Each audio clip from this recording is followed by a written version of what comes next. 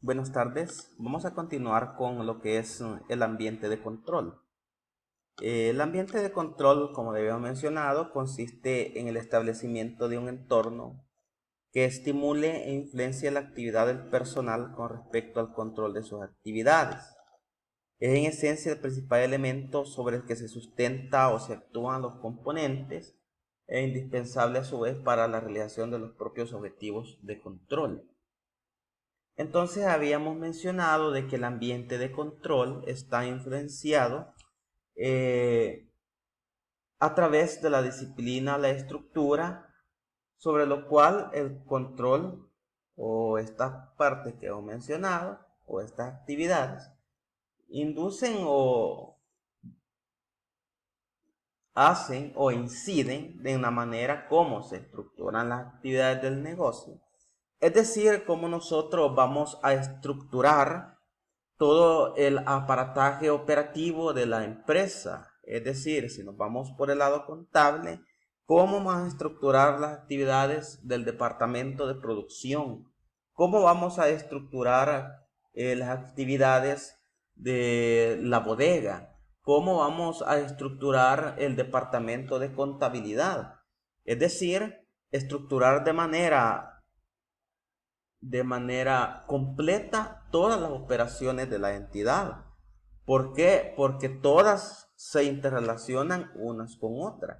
Es decir, ningún departamento de la empresa, ninguna oficina de la empresa pueden estar separadas en sí. Es decir, las actividades que una hacen interfieren de manera positiva o negativa dentro de las demás actividades de los siguientes departamentos. ¿Por qué? Porque si bien es cierto que los departamentos o las actividades del negocio son diferentes, pero todas van encaminadas hacia un mismo fin, van encaminadas a un mismo objetivo, los cuales están plasmados en los planes de la empresa. También habíamos hablado de la asignación de la autoridad y de la responsabilidad. En un ambiente de control es necesario que se asigne autoridad sobre los mandos medios, aquellos que están encargados del personal sobre el cual se ha designado diferentes tareas o actividades. Y aparte de eso, la responsabilidad con la cual vamos a estar vigilantes del control interno que nosotros hayamos practicado o hayamos plasmado en los diferentes planes, y que la gente lo cumpla, que el personal lo cumpla. Eso conlleva a que se organice y desarrolle a la gente. Es decir, nosotros no podemos asignar autoridades y no podemos asignar responsabilidad si la gente no está organizada, si la gente no está desarrollada. Cuando hablamos de desarrollar, quiere decir que nosotros tenemos que capacitar a nuestra gente. Tenemos que llevar a cabo planes de capacitación donde la gente empiece a sentirse parte de la empresa, empiece a sentirse de que la empresa está preocupada para que él ascienda a un puesto, está preocupada para que ellos puedan desarrollar de manera más eficiente sus tareas, sus responsabilidades. Además, en un ambiente de control, en una empresa que tiene un ambiente de control excelente, se comparten y se comunican los valores y las creencias. Es decir, en la parte del desarrollo organizacional, la comunicación es muy importante, los canales de comunicación son muy importantes, los valores son muy importantes. La empresa también tiene valores empresariales. Entonces, todos aquellos que están dentro de esta estructura organizativa deben de tener o deben de llevar en sí o deben de practicar en sí o deben de tener presentes los valores de la empresa. Aquellos valores que hacen que la empresa día con día camine hacia un objetivo final.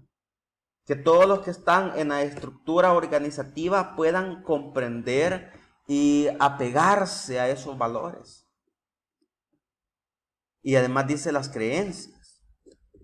El personal toma conciencia de la importancia de control. Muy bien, cuando nosotros tenemos un ambiente del control o control circundante, que es la base de los demás componentes del control, entonces cuando ya tenemos la estructura de las actividades del negocio, cuando ya se ha asignado autoridad, cuando ya se ha asignado responsabilidad a las diferentes líneas de mando, cuando ya se ha organizado y cuando ya se ha desarrollado a la gente a través de capacitaciones, foros, etcétera, y ya se han compartido los valores y creencias y hay una excelente comunicación interdepartamental, entonces el personal en ese punto ya toma conciencia de la importancia del control.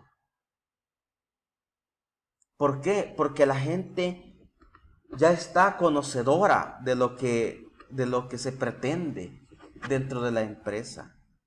Porque la persona, cuando ya está desarrollada dentro de la organización y cuando ya se sienten parte de ella misma, ellos toman conciencia de que depende de ellos que el control interno que ha sido aplicado en la organización camine de la mejor manera.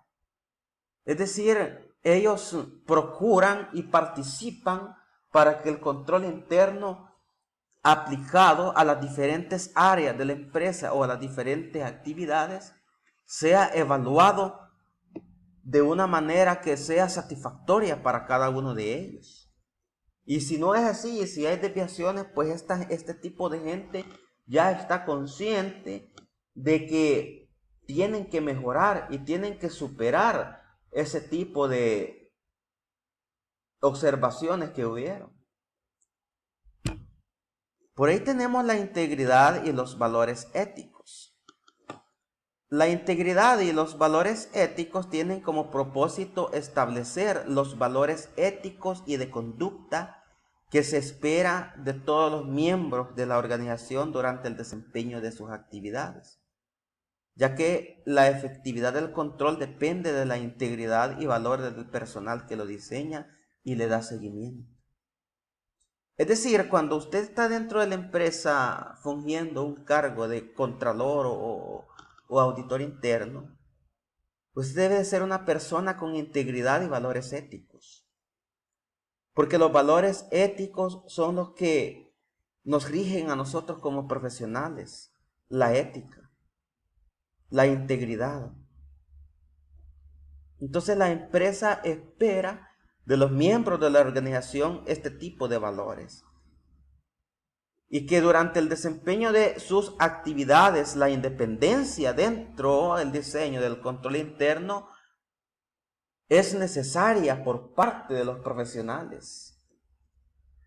Entonces, cuando existe la ética, cuando existe la integridad, cuando existe la responsabilidad, cuando existe esa independencia profesional, entonces la empresa a través de sus controles internos ya está lista para que ellos mismos sean efectivos. Y de la misma manera el personal encargado de diseñarlo le dé seguimiento. Entonces es importante que nosotros tomemos en cuenta la forma en que son comunicados y fortalecidos esos valores éticos y este tipo de conducta. Además de ello, dentro de la preparación del control interno, la participación de la alta administración es clave, ya que su posición como tal, ¿verdad? Que la alta administración tiene una presencia dominante dentro de la empresa. Entonces, ellos desde esa pauta o desde ese punto, ellos fijan un ejemplo clave. ¿Por qué? Porque son dominantes. Entonces, cuando la alta administración tiene una postura dominante y de liderazgo, entonces la gente empezará a imitar a estas personas. Y cuando empieza a suceder esto, el personal ya toma conciencia de la importancia del control interno y empiezan a dar pasos para conseguir el propósito de que ese control interno sea aplicable al 100%.